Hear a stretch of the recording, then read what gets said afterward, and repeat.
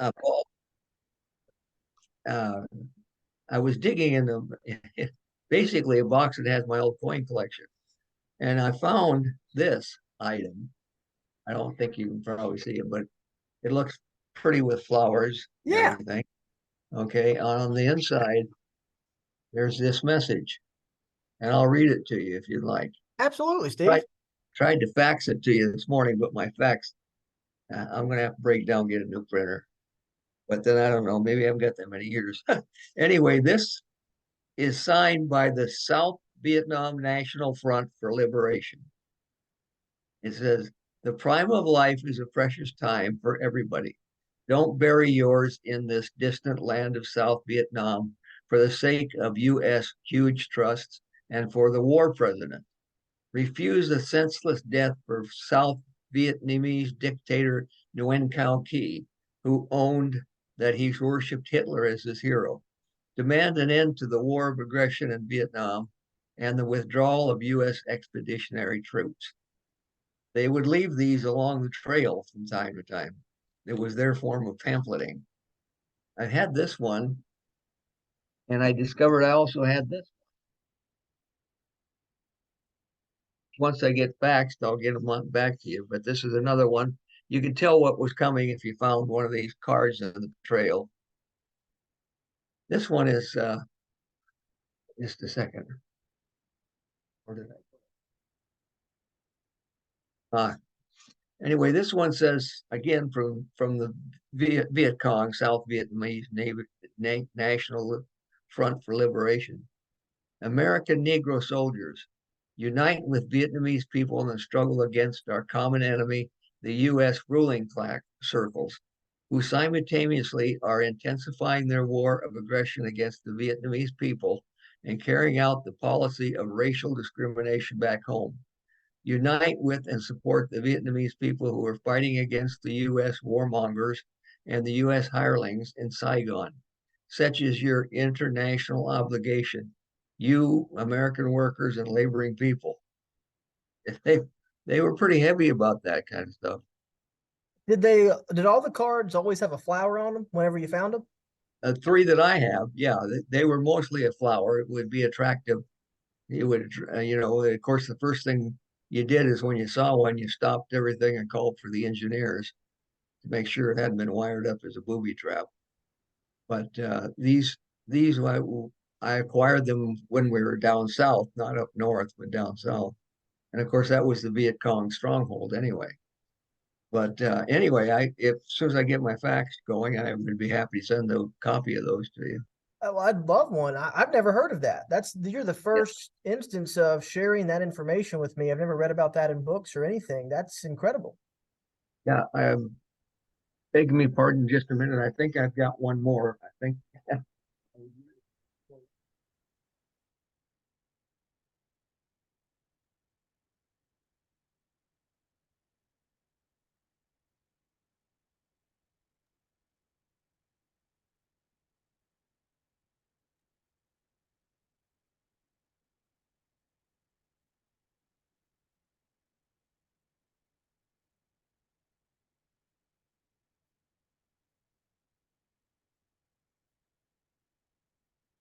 Those of you watching, and we'll watch this. You gotta love the fact that Steve always has something unique to bring to the table when we do interviews, and this is a prime example of teaching me new information that I had no idea existed during the Vietnam War of these cards by the Viet Cong Liberation Front, and it's utterly fascinating. That's why I love Steve Bernston. Brilliant.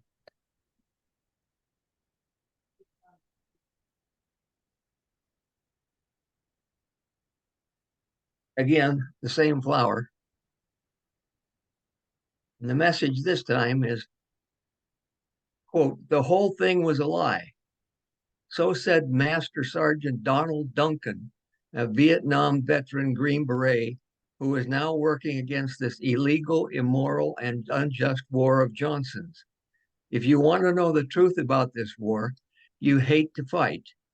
Listen to Liberation Radio, the voice of South Vietnam National Front for Liberation, special English transmissions for American servicemen in South Vietnam every Saturday from 21 to from 20 to 1 to 20 to 30 Indochina time, or 21:15 to 21:30 Saigon time. Listen to the Hanoi radio, the voice of the Vietnam special broadcast to American servicemen in South Vietnam every day. Well, this you've probably heard about the broadcaster who was called Hanoi Hannah. I have heard of Hanoi Hannah, yes, sir. And this is when it talks about what frequencies on.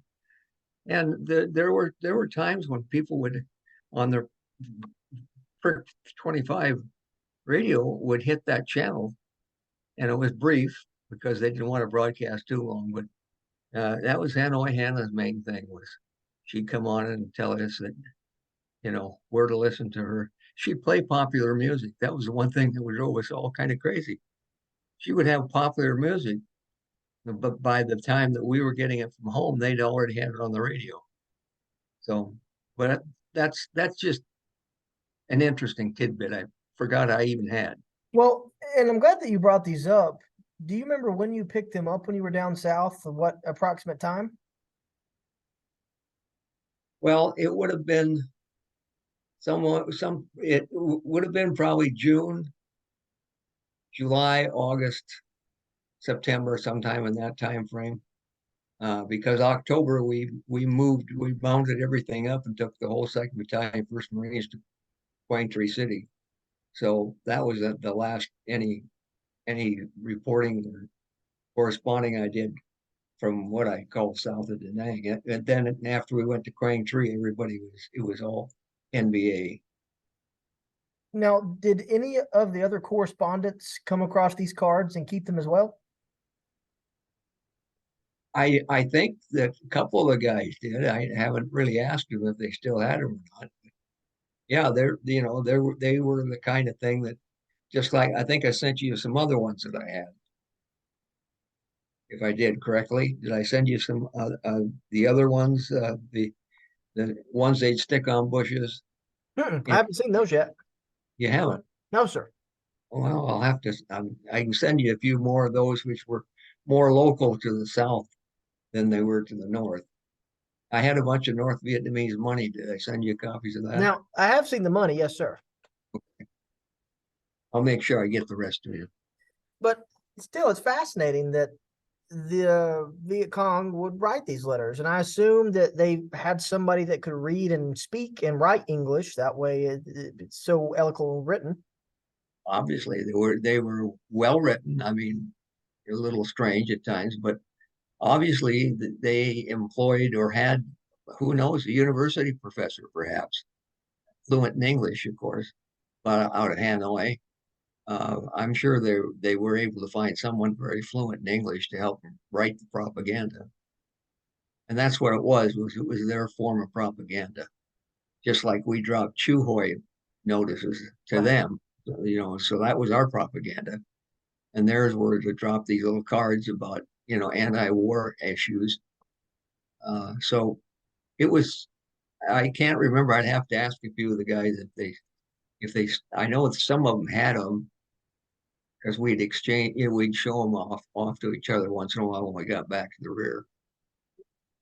Well, I definitely find the one that mentions specifically about African American soldiers wanting to join the fight against the warmongering and racist government of the United States at the time period. I mean, because you think about civil rights, you think about the racism in America at the time. It's incredibly interesting that the Vietnamese had that much knowledge on American social problems. Yeah, well, and then, of course, they had their acolytes like East Germany, and they had their Chinese and their Soviet, people who could get the information to them, and they were aware of what was going on, because later on, if you remember correctly, the summer of '67, there was riots and a lot of burning, and they Hanoi Hannah was right on top of that, talking about how they were turning down the whole city, and the unjustified American police were, killing people, and that was part of their stick, because they had enough news. They were probably got videotapings from East Germany, who would to get, download all the three major networks at that time. Well, and to speak of Hanoi Hannah, and it brings up a point. How often would you guys tune in and listen to Hanoi Hannah on the radios? Well, first of all, it was really, I don't ever recall anybody listening to Hanoi Hannah on the south, down south. Although I do take it back, I do remember this one admin group in 2-1, you know, stumbled on it by accident one time because they would, we had a lot of transistor radios. I mean, everybody carried a little transistor radio or had one back in their hooch. And so I think that a lot of that stuff was um, available. And if you had the right kind of coordinates, such as this one card does give you the coordinates and the channels, even though you were not supposed to be able to locate them on some of those other disparate channels. When I was up north in Contien, where the reception was better, there would be occasionally times you'd hear Hanoi Hannah, playing on a field radio. And it was just a minor issue, but, they came on with the usual diatribe about, prison time for warriors and everything else. But it was, I can remember a couple times, in the bunker, guys would be playing with the Brick 25. And of course, that was a matter of you had to just keep going through the channels that you could find something. And it was never on more than 15 minutes. And then it would, and that was mainly to keep, I guess, the location out covered. Right. Because I'm sure our people were looking to find it because they considered her quite a saboteur. Well, it's the same thing for Access Sally during World War II, and cannot remember the name of the Japanese version of that in itself, but same concept. I mean, saboteurs. Exactly the same concept. Tokyo Rose. Thank you. Yeah, she was finally captured by the Allies and spent a little time in prison. But I think the end result was she just repatriated back into the reformed government. And but yeah, it was Tokyo Rose. And then on the British side, it was Lord Haha. Lord Haha, indeed. Yeah. So it was just, that's what wars do. You have propaganda arms and you have, people who are broadcasters. I suspect we had the same thing in Iraq and the same thing in Afghanistan. Well, and even considering this aspect of propaganda, as you stated in previous interviews, you guys that wrote for Sea Tiger and Leatherneck as correspondents, you were considered propagandists by the Vietnamese. Right. They didn't have any other title for us because they said this fact that we were writing these stories were propaganda, keeping the morale of the Americans up.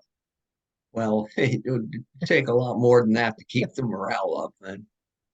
But yeah, we were considered, somebody said at one time there was a price on our head, and we all asked why. What do we know? We got, you want my notebook? Here it is. Don't shoot. You know, I don't care. You don't want that story? Fine, no problem. We'll take it out. Whatever you say. But yeah, we were propagandists. Well, And and speaking of propagandists and the stories that you have written, I think this is the perfect segue into what you wanted to talk about today is some of the stories that you wrote but never got to publish. Now, what was the policy on that, Steve? well, in my particular case, the policy was that, we were aware of the fact that if we had story facts, the material for a story, and the individual was injured, wounded, or killed, we knew that that one was done for. You couldn't get that one published; it wouldn't pass through the censors, which was, a good idea, uh, because you didn't want to have that terrible mistake of not letting a family know when they're hearing it somewhere else. But the main stories that I wrote in Way, I got the one out on the taking of the provincial flag. I think I told you how I got that one out. But when we went across the river with Delta 15, I was still taking notes. But by that time, it was such a battle scene was going that I was trying to observe so what the certain marine actions were going on, and then I would again when we weren't in the process of shooting or ducking or for cover or anything, I would take notes down of a story that I intended to write later. And I would have the Marine's name and his age and his hometown like everything else. So that I have this series of notebook or series of stories in way, which I never got to publish. And of course, my notes are the only thing that remind me of what the story was. So what I would propose is if you want, I can give you my notes from a few stories that obviously never got finished. Well, while we're here, I mean, I think it'd be great to hear some of these stories while you're at it, Steve. And let's take this time and dedicate it to those Marines who didn't make it. And well, while you're doing that and getting the notebook ready, I know that Delta 15 also saw significant action in the northern part of Wei in the Citadel, especially along the area of the Dongba Tower. That was all Delta down the Dongba Tower route. And yeah, 2-1, not 2-1, 1-5 was brought in off of road duty after the battle on the city side, south side was culminated. Then there was, as I mentioned the other day, the whole 2-5 was all wore out. I mean, they were had casualties, wounded. They were under strength. They couldn't launch another drive. So they brought 1-5 in off road security, and they brought them in two different phases: helicopters, and then they brought them in up river barges. And so when I got back after uh, going with 2-5, I went back to what was called the dock ramp, which was down on the water. When I went back there, I saw I saw the fifth 1-5 coming off these boats, and then so they were marshaling up down by the boat ramp, and I hadn't seen them. I knew they hadn't been in way for those days that I was because they were still reasonably clean. We got most of their gear together and had everything. So I just hung around for a while, and then I found out they were with 1-5. They were 1-5, uh, and so I thought, well, this is another unit. And then I got the word that their intent was they're loading as many 1-5s in as they can down at the boat ramp because they were using the first Arvin compound airstrip to bring in the rest of the 1-5 in helicopters.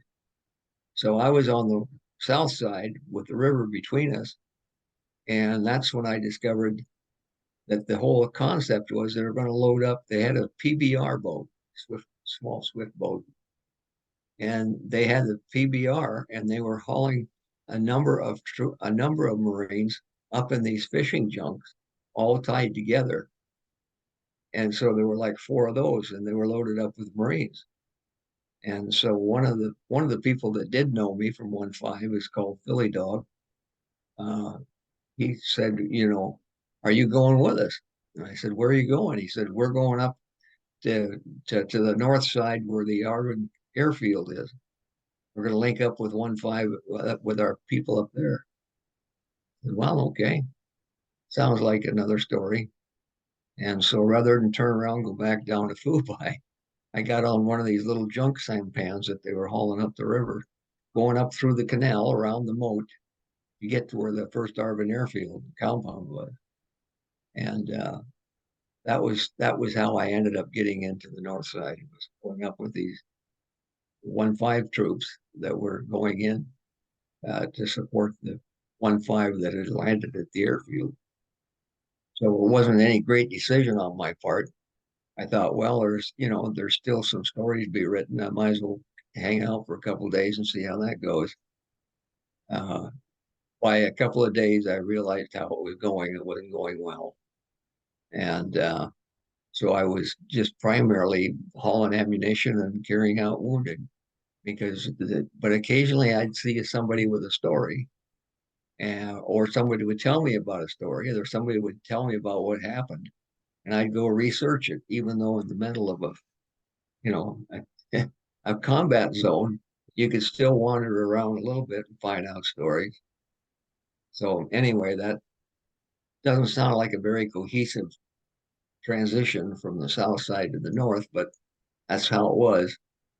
Well, and if memory serves me correctly, the one of the reasons that you had to cross via the riverboats is that wasn't the main bridge destroyed by or NVA sappers? Yes, that was done within the first or second day.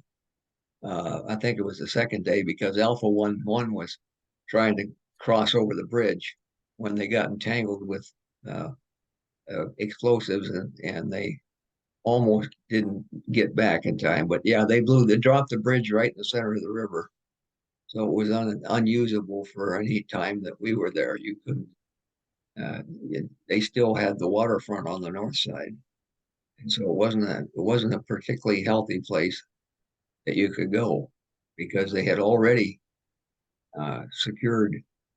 Uh, I'm sorry, I forgot where I was going again. That just a little aging thing, Well, but and another thing too, for folks who haven't looked into the Battle of Way and the northern side of the Citadel, is that once you guys were on the northern side, is that you had to fight to the wall, and then the NVA were defending from within the wall around the Citadel, and then you had to fight inside the old urban envelopment of the city, correct?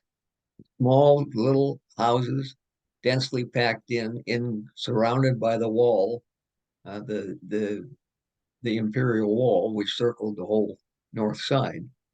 Uh, so yeah, we basically had the inability to use that bridge meant you had to go by the water route going up around because the moat was completely tied in with a rock with a water feature. In other words, it was a mid 1500s type castle building. Is you had a compound, you had an exterior wall, and then you had a moat. And so that was the kind of design that they had used. And so that's where we found ourselves. We found ourselves having to go on two sides of the wall and then go down through the center of the housing area. And so it was honestly door to door, no more than maybe 50, 60, 80 feet away from where you were that was on their side. They controlled it. And of course, the thing they did is, I think I mentioned to you my opinion of one thing, and that was in the South, they didn't have the time to set up fields of fire, defensive positions that they realized that on the south side, the NBA realized that they were going to have to use them to just slow us down, to hold us back, while the rest of them evacuated out the end of the south end down by the railroad depot, and they had supply corridors going under the walls. So that's what we were always wondering how they got resupplied with food and ammunition. Well, they had tunnels that they knew about underneath the wall. And so that was how they were getting resupplied and new troops. And the whole idea was holding us off on the south side as long as they could to get as many troops out of the south side and into the north. That was my observation. Well, and with that as well, I mean, the fight in the northern part of the city, I mean, it lasted for what, 3, 4 weeks, if I'm not mistaken? Well, the whole battle for the started on January 31, and it was finally secured, and the flag was brought down by about March 1. I've got a copy of the sea tagger showing the South Vietnamese lowering the NBA flag off the Citadel. So I think that was around about. It was 28 solid days of fighting, and finally when they broke through and got into the Imperial Palace compound, that by that time that was the last stand to. By that time, they'd gotten as many people out as they could. They left behind a few to retard us. Uh, I was gone by that time, but I've talked with people how it all came to an end. Uh, and that was about 28 days, I think. Somebody will be able to tell you how many days they call it a battle compound. But uh, January 31st was the start of it. And I think there's a big controversy that I've been aware of over the years. And that was the decision to when they got to the gates of the Imperial Palace, which was the last holdout. The decision was made to let the South Vietnamese attack and go for the recover the flag. That didn't set well with some Marines. That was when the word was passed that South Vietnamese Rangers, they're not just they were good troops, but they were being given permission to attack the actual Citadel compound and remove the flag and replace the South Vietnamese flag. And so that was like about the 28th or 20, somewhere in that area. I've got that paper. I can dig it out sometime. But there's an after action report that'll give you all the details. But Captain Harrington, Myron Harrington, who was at that time Delta's Delta 15 XO, he was the one that was told that pull the Marines back and let the South Vietnamese go into the compound. And that word didn't go well. There was some bitter feelings about that. But the situation was it was their country. It wasn't for us to raise the American flag up over the Citadel. But in hindsight, it saved a lot of Marine casualties because they fought hard in the compound. They were there to fight and die. They were left behind. Most of them were wounded already. Many of them were wounded. So that was just it was a short but battle. But the South Vietnamese, took over the compound, raised the flag, took the flag down, put up their flag. That's only fair. Well, and to speak on that too, you mentioned the ferocity of the fighting. I mean, portions, if not a majority of the area in the Citadel was completely turned to rubble just due to the fact of the close nature of the fighting, using tanks, and finally being able to have supporting arms to aid in the assaults on the NVA strongpoints. Yeah. Yeah, that was true. I mean, when initially we were still operating on limited artillery and limited airstrikes because they are still trying to prevent, the loss of this ancient historical UNESCO site. And, but it was a little better on the north side because we had, like you said, we had 3 tanks. I've got a couple of stories about the tankers. And we had tanks and we had the 106 mounted on mules. And we had 81 mortars. And so we were able to do a little more blasting on the wall and reducing it. And of course, with artillery, forward artillery, they were able to drop, some rounds on the walls to make it to reduce access to it. And Delta one or yeah, Delta, but basically all 1-5. 1-5 was sweeping. Their job was to sweep along, which would have been the east wall. I can't remember now. And so they had 2 platoons up on the wall, and you've seen pictures of how it was. Had they had 2 platoons going down the wall and 1 platoon going down the street below, going through the houses, and they were taking fire all the time from within the wall and coming across the rubble where like the Dongba Tower. Uh, there were a lot of spider holes and they were fighting back with everything they had. I think I sent you pictures of that one NBA that we had. Picture of the wounded NBA. Yes, I'm going to get ready to pull that up here in a minute. Yeah, that was what they did is they put them in spider holes because they were wounded, and they doped them up as much as they could, but they left them there with the idea that, between rubble piles and spider holes, Delta 15 took a heck of a beating going down that wall, because it was literally, they pop up behind them, they pop up in front of them. So that hard part was going up down that wall. I think it was Charlie Company, or maybe it was, I'd have to go back and look at my notes. But Charlie Company was the one that I was with on down on the street. There was the wall, and it dropped down to the street, and then it went over into housing. And I was with the company that was sweeping through the housing. And Yeah, right here, we've got the photograph of the wounded NVA. yes, and you can see that he'd been bleeding out, but he was still shooting. I mean, that was, finally he quit. Yeah, and they went and drug him out of the hole, and that's what he was looking like when they drug him out of the hole. So Well, that, you and I have talked about this before, but in a way, there was no surrendering by the NVA. They were fighting to the last man.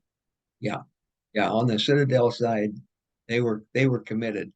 They were there to hold their position, and would not let their position go until they were finally defeated. A lot of them tried to get out the back end of the wall on the west side, and that was where they ran into the Arments, because the Arments had watched over the tunnel area and, ambushed them as they came out the wall. But yeah, it was they were there to die, basically, because they didn't surrender. I don't remember seeing anybody on the north side surrender.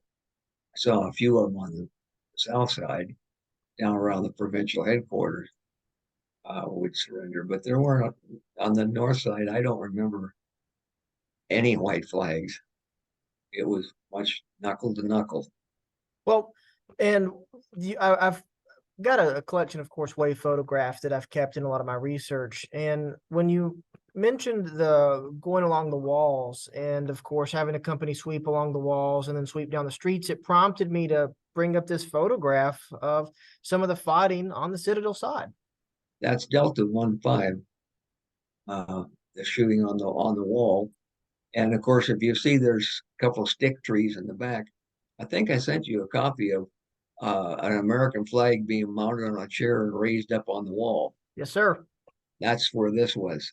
That those trees were right where we raised up the flag and the chairs. I sent you that picture. Well, and with that photograph of the flag by those little small trees there, did that prompt the NVA to start opening fire for harassment to try to bring down the flag? Yeah, it drew fire. Uh, in fact, it drew enough fire that finally the word came, take it down, because they were hitting us with uh, uh, B-40 rockets, routinely just blowing out parts of the wall to get the chair. And there was incoming rounds. I remember that because I kind of hugged up against the wall myself. Uh, but yeah, you can see that there was live firing going on. But Well, and another thing that it prompted me, because I know that you and I've talked about this, Ron Christmas and I talked about this, but with the wall and the incoming rounds and the B-40 rockets, when those go off, that creates a debris effect of chunks of brick now becoming shrapnel, pieces of trees becoming shrapnel as well, and it creates a more devastating effect regarding wounds and those being killed. yeah, I mean, there's a lot of injuries that come from, as you said, the shrapnel from bricks and trees, in addition to the actual metal, which I've still got some in my body, B-40. Uh, that yeah, everything becomes lethal. Everything becomes lethal, Well, particularly in a fortified area when you're trying to, equivalent would be, just now occurred to me, but the equivalent would be, is you're trying to go in there and take over the portions of the wall. And it was kind of like fighting the Japanese during World War II on Okinawa and Saipan, where they were dug in. You had to go take them out one pillbox at a time. What Delta was doing up on the wall was trying to take one piece of wall at a time. Uh, one that we just saw, that was an outcropping. The wall would run along here, and then there'd be a relief outside here, and then it would go back again. And so there was a little enclave where everybody was firing over the wall, getting resupplied. But that was Well, south. So that was before you got the Dongba Tower. right. Yeah, Well, and I know another thing as well when it comes to the fighting that leads up to the Dongba Tower is that you have Charlie Company that bears a lot of the brunt in the fighting leading up to the tower. I know that in Nicholas Ware's book, Phase Line Green, he mentions a lot of the casualties in the heavy fighting that Charlie Company faced alongside Delta just leading up to those inner walls and the tower. yeah, yeah. I mean that was uh, a courageous battle. I've got a story about uh, that trying to trying to take back the Dongba Tower, and the Marines that were there that night that had to hold out in the darkness and against shrapnel and gunfire. I have a couple stories about that. Give me The one Dong, second, Steve. I'll be right back and we'll pick this back up. no problem.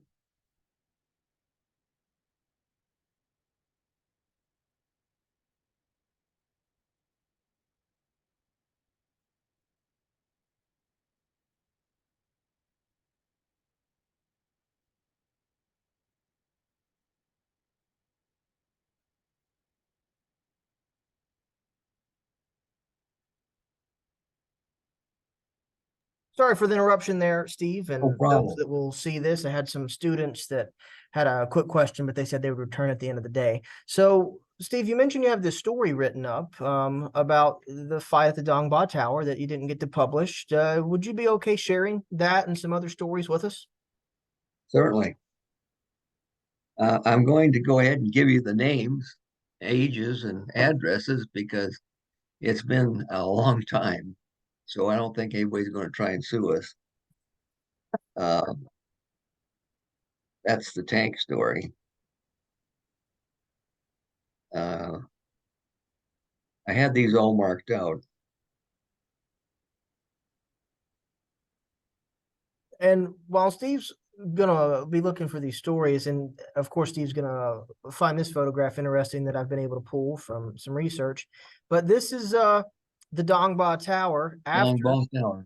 Delta had taken it. And one of the reasons I wanted to show it is just the utter level of destruction that you can see in this photograph of the rubble that the tower had been turned into because of the fighting over this tower. And Steve, I don't know if you recognize this young Marine officer at the time on the left, but that's Captain Harrington at the time in a Yeah, foxhole with his RTO. yeah, and it's Radio Man. And it's interesting because the Marine on the right is carrying an AK-47. Yes, it is. It's interesting. We use their weapons as often as they used ours.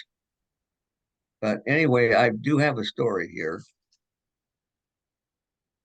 And this is a story about PFC Dennis S. Michaels, age 20, from Buck Street in Vacaville, California. He was with the first platoon of Delta. I went up to the tower for the second time. They were throwing grenades from the tunnels and sniping, hitting tower with rockets. After dark, they told us we had to stay there. Six of the Marines at sight, things got quiet down. We called in 60 millimeter mortars on them. They must have known where and how they were going to hole up because then they threw grenades into our hole. One hit my leg and the other rolled down the bank.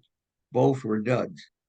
I was too scared to even think I'm just praying that they would be all duds. It happened early in the morning, just before they hit us. Couldn't hear much because of the grenades. Hit the tower with a recoilless 57 millimeter. Decided to stay, but that's when they hit. That's when they hit, broke with grenades and more. It was quite a hairy night, but I think it was holding there. Second squad punched 150 meters along the wall, enemy well entrenched, and dug in. Almost 15 enemy killed, captured 2 AK-47s, was pinned down by rifle fire during the afternoon. And says Raymond was exchanging rounds all afternoon. Only had 5 left. That's where the Chi-Coms were coming from. And forget it. They tried to roll away from it. Pretty soon, on the average, of duds. Thankfully, they had a lot of duds. That that's one story. I Well, got the other one's Delta Company pushing towers, February 18th. Captured 3 AK-50 machine guns, 2 AK-47s, 1 SKA, 5 enemy dead, 1 wounded, enemy captured. And then here's Captain Myron Harrington, 29, and that's Dennis sure. Michaels. And I wanted to pull that up Some, real quick because this is one of the reasons why the story that you wrote wasn't able to get published is that Dennis unfortunately was killed in action on February 20th, 1968 in Way. he, I've never, I'm reluctant to say this.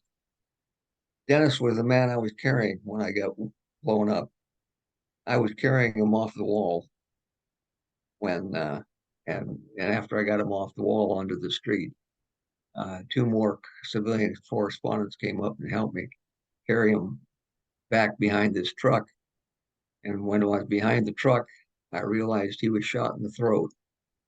And I ran over to get a shutter, which we were using. There's a shutter laying there, so we could transport him out on a shutter. And that was when the B-40 got us. Dennis, So or Steve, is that the photograph you shared with me of you carrying the Marine off the tower? that wasn't me. I was down. I carried him off the wall because the corpsman yelled for help. And I saw that he had Michaels just hanging near the edge of the wall, and they were being shot at. And so he looked in my direction and said, "Help, save this guy."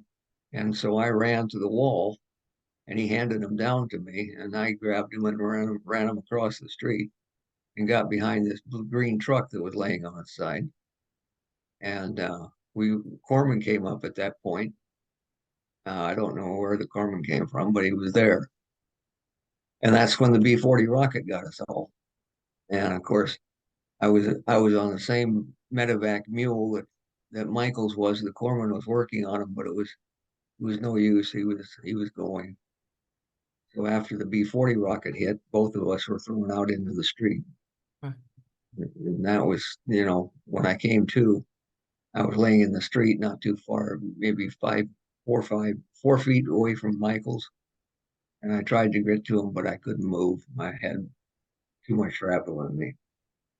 So anyway, yeah, that's a story I probably hadn't anticipated telling you, but when you put the picture up there, that was uh, that was Dennis. I interviewed him that morning because I had heard about the battle. They fought all night at Donbaugh Tower, so I hunted him up. I was told where to find him, and he was reading the Bible. I remember that very clearly. He was reading the Bible. And I talked to him and said, "I understand you guys held out all night in the tower." And I said, "How did that work? What happened?" And so he related what I just read to you. They're disjointed notes, but they are enough of the notes that I could build a story around.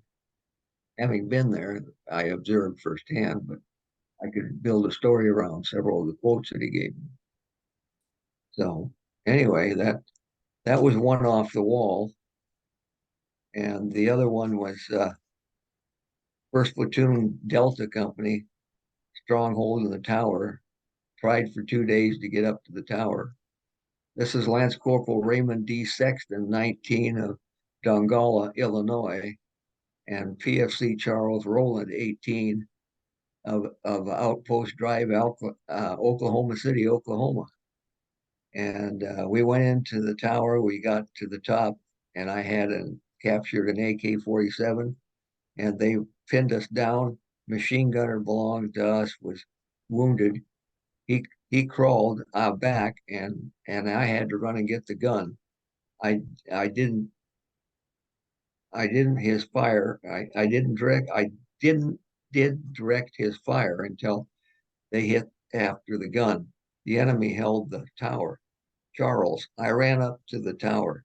Enemy had threw grenades. I rolled off and aimed in my rifle and jammed, throwing grenades like they were going out of style. That was Sexton and Rowland. Well, if I'm not mistaken, Raymond Sexton was awarded a Silver Star for his actions at Dongba Tower on the 21st of February. That would be about right. I was gone on the 19th, but he was still, yeah, Silver Star. That Dongba Tower took a lot of casualties and took a lot of effort to get it. And like I said, they went up twice, went up to the top and held it, and then they got driven back. So they again went back again the next day to try and that was when Michaels and his crew had to hold the base of the tower overnight, and that's when they got thrown on grenades and sniper fire. But I mean, they held it all night, and then before they could get replacements into them. I said it's probably Sexton. Yeah, he was 19 or is 19, I hope. And then here's a Fred Golek, 19 from Independence, New York, from Independence, Rochester, New York. Second Platoon D Company Grenadier, sweeping for 2 days, two M79 guys. The other 79 guy took a chance with grenades and missed, and the second one hit. The enemy was throwing grenades too close for comfort, called for tank support, used yellow smoke about 2 minutes in the grenade battle, 25 minutes in a grenade battle, 3 in 1 bunker. Grenadier opened up against grenades after 2 days of machine gun. Stubborn outfit, one of the 2 towers. Those are just notes again. I won't bore you with. I've got a couple tank stories in here. Oh, Steve, you're not boring me or anybody that's going to watch this. This is brilliant. Well, like I said, it's notes that I could have written a story around. This is Second Lieutenant Morrison, who went on to later become, I think, a general. Uh, anyway, he was a second lieutenant, and he was pushed, told that he was in charge of tanks in Way City, and he said, "Well, what do I do?" And I said, "Just let your crew run the tank," you know. So anyway, this is Lance Corporal Steve Rawlings, 20, from Caseta, Alabama. He's he's the driver of A12, a tank. PFC Galen Frazier, 20, from Albaline, Texas. He's the gunner on A12. First tank arrived February working with 1-5. First round EPJ hit on us on February 12th, blew part of the research light, blew out the ammo, and Steve was probably covering for Marines pulling a body out. An enemy hiding in the spider hole about 25 feet away popped up with an RG-57 and fired it. It changed the anti-tank rocket shaped charge burns through the back end because out there they figured couple on February 14th, covering Marines and covering homes. snipers, enemy in the same spider hole, enemy fired RPG, went over to the turret, backed up, fired a 90 millimeter, popped up again, and I got him this time with a 30 milligram with my 30 Marine, my 30 machine gun, and he collapsed into the hole. So this the gist of this story was they were called out to come up and uh, fire some rounds, probably at the Dongbot Tower. At the same time, when they were doing that, an NVA popped out of a spider hole and fired an RPG into their tank, and it blew off the searchlight that they had. But they backed off. They went back, after that. The next day, they're coming back and they're providing cover fire. And the same guy jumps out of the spider hole and fires another rocket. That's when Steve said, "That's when I got him." So I've got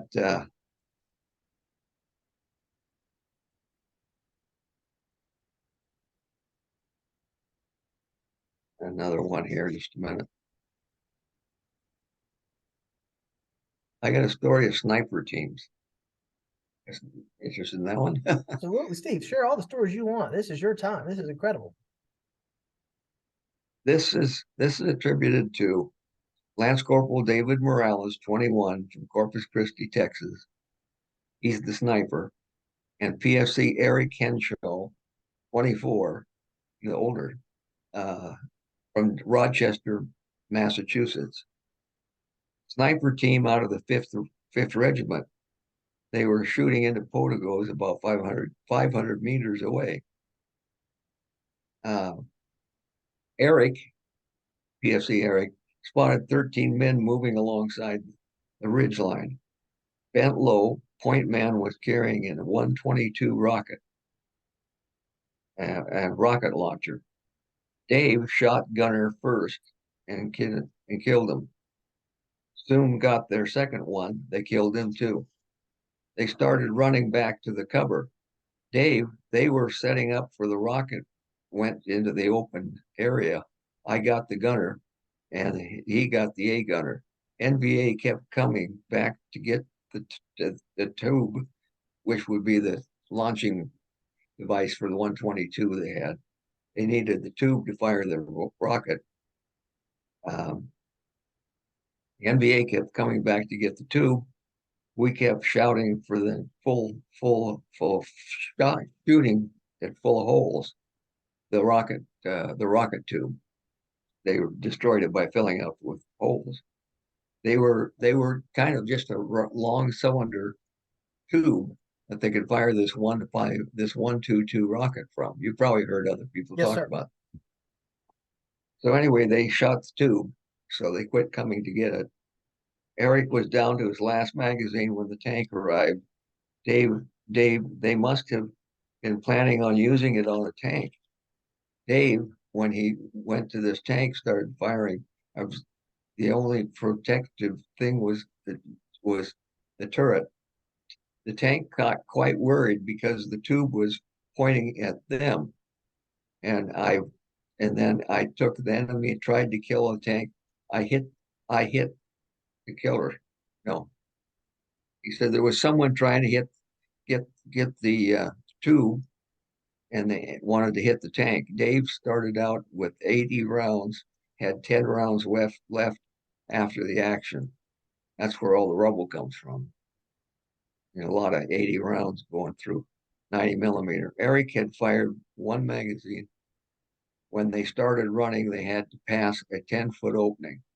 Dave, Eric killed 3 of them, and as they ran through the opening, Dave saw one sitting opening in a wall about 1 foot high, 6 inches wide.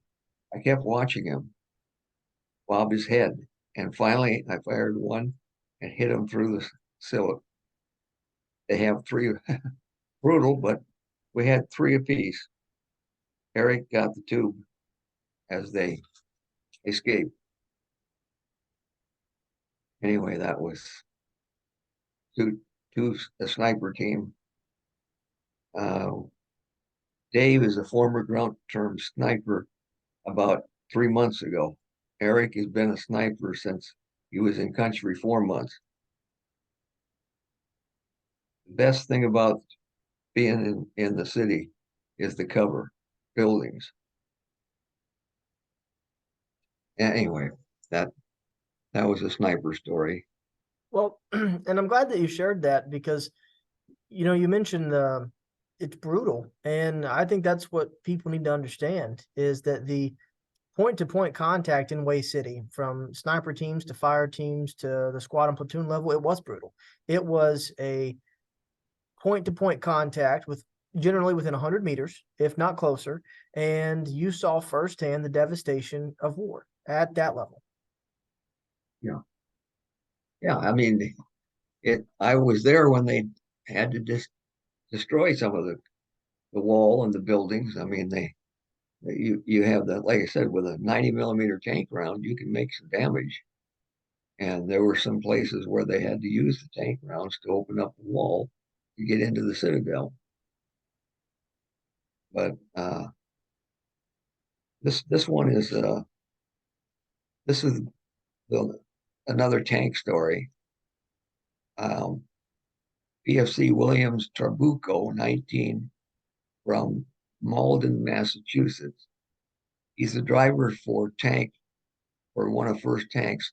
February 16th, tank hit several RPG rounds. They were only supposed to go 75 yards, and they hit us from 300 yards, working for Charlie Company. September 15th, hit by rockets. Saw enemy run out in the street and look at my tank a second time and hit tank with another rocket right at the turret, 6 inches of steel. Tank caught on fire, backed up. The loader was killed. The tank commander and gunner were both wounded. I drove them to the BSA, medevac, and resupply tanks. Tanks, tanks hit first time, went to another tank, and that was hit twice. At times, ran into different tanks. Someone is in a lot of praying for me. But uh, yeah, that was the tank that didn't do well. Caught on fire. The loader was killed. The tank commander and gunner were wounded. So that was one of the tanks that got caught in that narrow passage between the wall and the. I remember seeing it after the action. They had to drag it out, get it out as fast as they could because it was drawing fire. Well, and with that story, it brings up a point too, and this is with any modern urban conflict where tanks have been fought or tanks have been utilized with supporting infantry, is that a lot of people assume that while being in a tank that you're safe, especially in an urban environment, but it's far from the case. An urban environment is incredibly dangerous and hostile to a tank because of the close quarters natures that a single individual with a satchel charge or an RPG can kill an entire tank and knock it out. One person is all Yeah. it takes. All it takes is one RPG 57 round right at the rim where the turret and the tank uh, mesh. And that's what they generally try to aim with, is to get either the driver's window or get the tank rotation gear. And they can do that with a shape charge real easy. Uh, and so that, again, that's the big trouble of trying to use tanks in an urban environment is, they're much better in areas. Tanks are designed to run fast and miles and fast. They're also designed to run in clear areas that are not mud and rubble. So I was very surprised when I saw 3 tanks show up in in the early days of working with Delta. And I didn't know where they came from. I tried to find out. I did find out from a couple of them. They came up the river on one of the LSUs. They came. They were brought in during the fight. Um, Here's a note I made. Briefing on February 3rd, 13. 1-5 pushing north. Heavy Weapons Company in Citadel, 10 battalions. Check with A Alpha 1 A-22 first tanks on February 12th. Action. Those were notes. Long story, I don't remember. But those were notes about I saw something or somebody told me something, so I wrote the knots down, see if I could find out what the event was.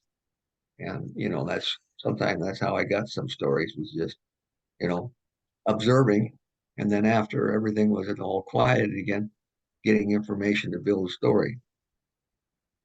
Well, Steve, how many stories are in that book that you've got about way along? Uh, just I'll answer that in just a second. I just ran across you. You interviewed someone that was a forward air controller. I've interviewed a forward observer. Yes, sir. Yeah. Well, I have a story here about this was the story of getting the flag on the chair. Uh, Last Corporal Thomas Spanky Mitchell, 21, from Cabin Hill, Nashville, Tennessee.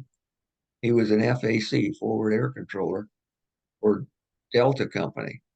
If the enemy wants the flag, why, God, will put our flag up too. It was more of a morale booster and tempted the enemy to draw more or less fire. So that was just footnotes I made. I observed them putting the flag up. And in fact, that's why I have a picture. I took it myself. But the answer to your story question is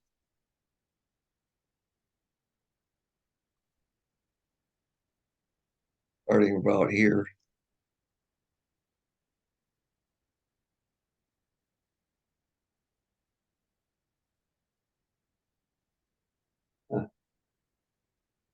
Where did I start? I'm sorry.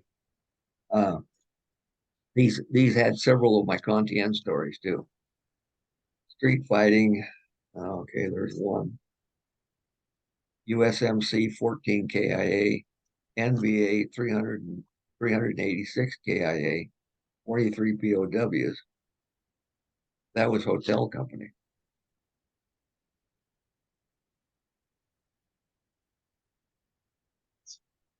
Okay. Well, there's one. The Buco, there's two. I can find it because I took down the name and age and address. Three,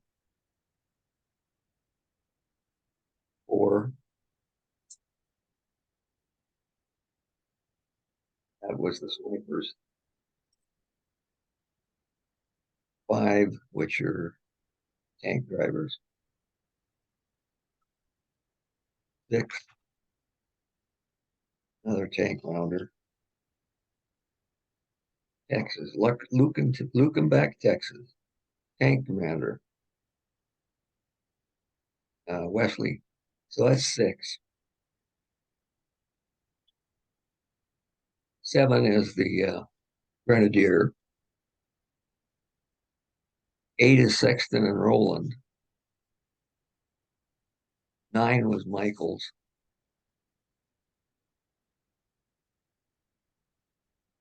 And the flag story was, what did I say, nine, eight, nine? The last one was from Nashville, Tennessee, the flag story. So there's at least nine stories there. I had notes on my observation and what I was told and what I saw. But they were notes that I made. I was still trying to do my, build a series of files of notes so I could file stories later. You know, most people who are journalists in that situation will tell you, you don't write out the story. You write down the notes, the quotes, and the action, and then you get back. You can build your story around those notes. If you didn't see it, you can still build your story around the notes. If you were there, then you have visual identification, which will remind you to look at those notes.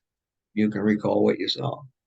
Well, in many ways, with these stories that you have just about way alone, as well as the others that you were never able to publish, I mean, truth be told, you could create a book of a correspondent's eye view of Vietnam, not even about you, Steve, but just through the stories and the things you witnessed as a correspondent.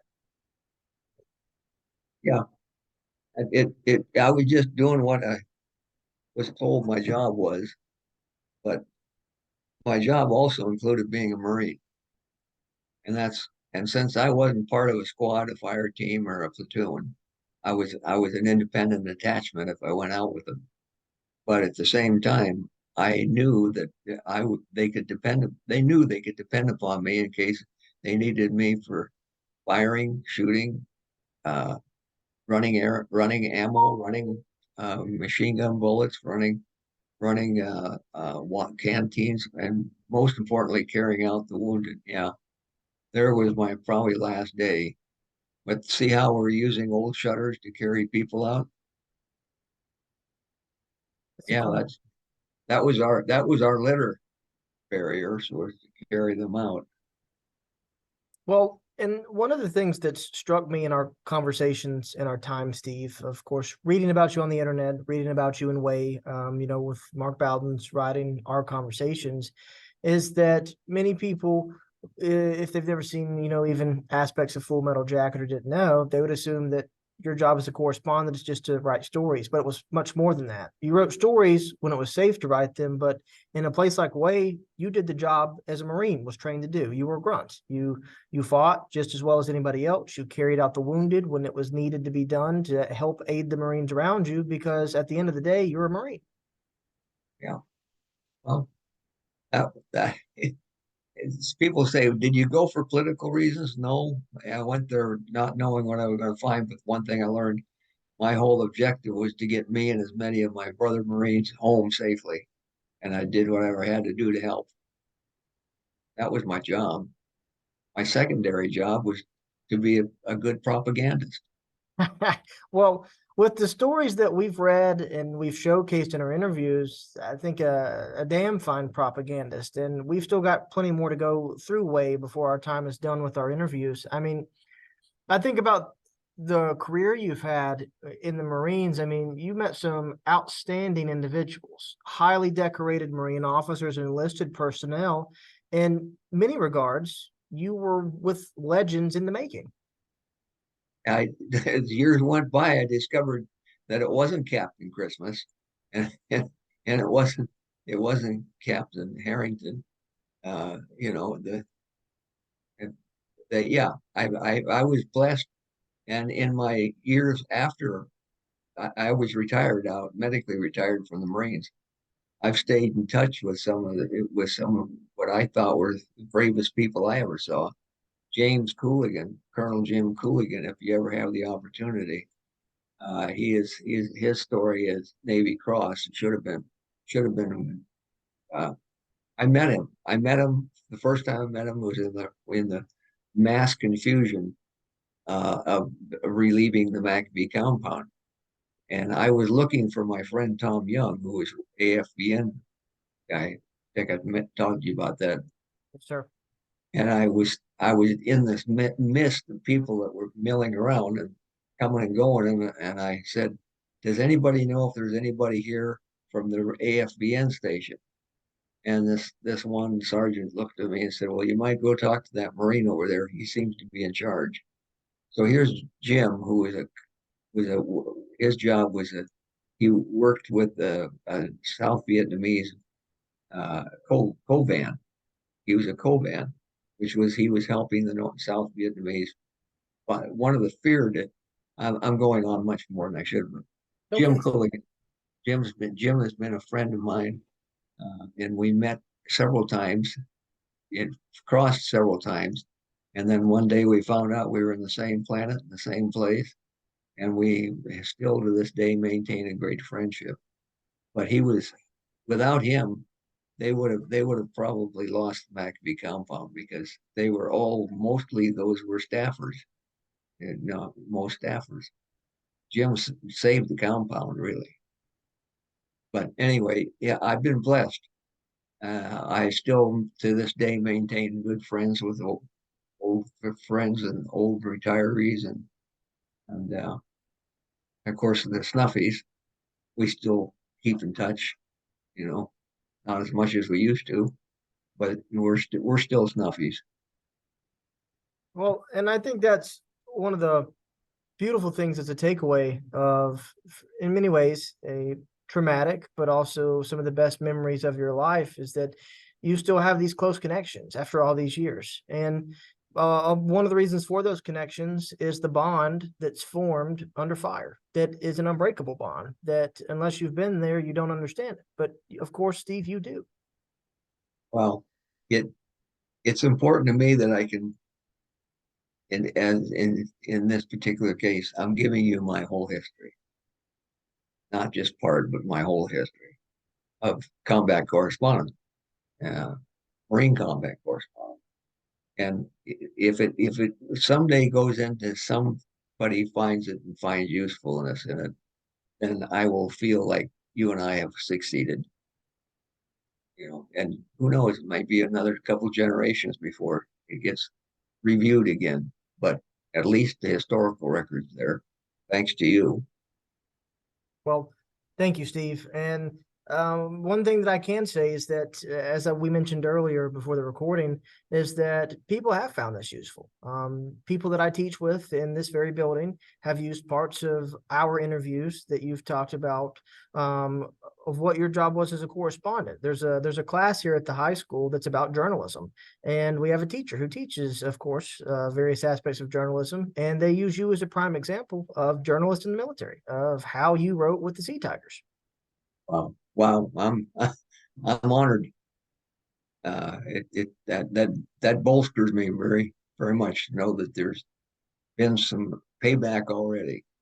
Well, and it's just, it goes back to one, your phenomenal storytelling, but two, people are finding this fascinating that you're willing to share a unique aspect of the Vietnam War that not a lot of people know about. I mean, how many people get to talk with correspondents that encountered a multitude of Marines, saw more of Vietnam than most people did in 2 tours, considering how much you bounced around? Yeah, that's very that's true assessment. Yeah. I did bounce around, and like I said, the Marine Corps publicity. Will never Marine Corps correspondent hierarchy now would be just chagrined to know how much freedom we possibly had, and still came back with good stuff. But nobody knew where you were. You were out on an operation. Nobody even knew where you were supposed to be because you decided that you were going to go here instead of going there. That was a tremendous amount of freedom. I think the Marine Corps would never allow that again.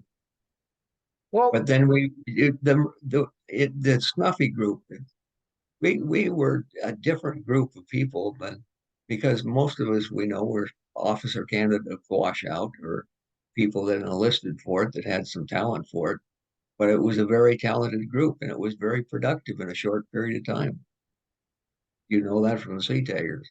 well, that and just with some of the, I know we've only scraped the surface of the stories of the Snuffies just with your involvement, but also um, a colorful box of characters. It's one to put it in. I mean, you had some of the most colorful people in the Marine Corps in the Snuffies. Yeah, they were talented. To this day, they're still talented people. There were a couple of radar O'Reilly kinds that we appreciated, and they were just characters. I mean, yeah, Full Metal Jacket just touches on some of the craziness. And that's the thing. It just touches on it. It just scratches the surface. There's so much that's unknown about the true Snuffies that you could make a film about it that people wouldn't believe. No, no, you couldn't. No, you couldn't duplicate people like Gus. You couldn't duplicate people like Gordon Fowler. Bill Christopherson, or Ding Bayer. I mean, these are guys that are legendary storytellers themselves. Well, and you are in your own right, Steve. I mean, I know that you would never say that, but as a historian and as somebody who is able to use your content in class, you're a legendary storyteller. I mean, the students love it. People on YouTube have been watching it and commenting on it. I mean, it's phenomenal. Wow, I didn't know that there was that many people commenting on it. Well, Oh, I'll have to get a link one day so I can watch it. I'll send you the links most certainly after this. And I've got a meeting that I've got to get ready to run Yeah, to, Steve. But once again, I'm always thankful for your stories. I'm always thankful for you. And would you like to pick up on this on Monday or Tuesday? Monday or Tuesday. Uh, I think Tuesday, but yeah, Monday I got a Christmas party, so maybe a little later in the week. That'll be perfectly fine. We can work it out, my friend. I'll tell you what, I'll go through my I don't have that much of a social calendar, but this is a season where you got to get together with family everywhere. You know, it's what I call the glutton season, the feeding season. You can say that again. Yeah. But let me just give you a couple dates and see if you can handle those. Absolutely. Let me know, and then we'll get it back I together. don't what more do we have to cover, my friend?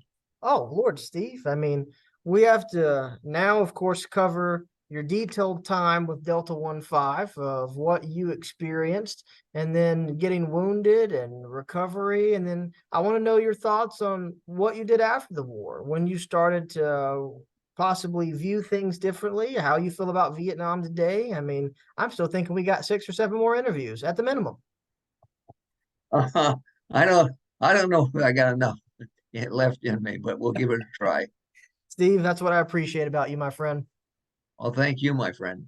I appreciate you too. Thank you, Steve. You have a blessed day. You too. Bye now. Bye now.